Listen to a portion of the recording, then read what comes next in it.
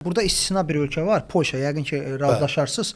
Əgər bütün ölkələr Polşa kimi düşünsə Avropada, çox fərqli olar hər şey. Yəni indi 2030-cu ilə qədər səhv eləmirəmsə 200 mindən 300 minə qaldırmağı düşünürlər ordunu. Bilirsiniz, ümumdaxili məhsuldan Avropada ən çox ayıranlar belə 2% ayırmırdı. Bunlar indi 5%-ə qədər qaldırıblar. İnanılmaz da bir belə deyək də sağ yönümlü bir ABŞ yönümlü bir siyasət yürüdürlər. Eyni zamanda Rusiyaya qarşı mövqedə çox sərtdirlər, çox radikallar. Qərbi Avropa isə ya biz savaşmaq istəmirik deyirlər. Yəni mənə pulumu ver, sadə desək, yəni oturma evdə. Ən çox savaşmaq istəyən Avropada dövlət, yəni Avropa İttifaqı daxilində olan ən çox olanı elə Polşa idi. Bəli, Polşa. 41%.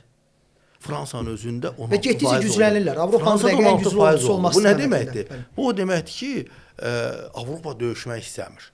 Açıq Avropada iki başqa problem də var. O da nədir? Artıq demoqrafik problem yaşanır. Əhali qocalır sürətlə.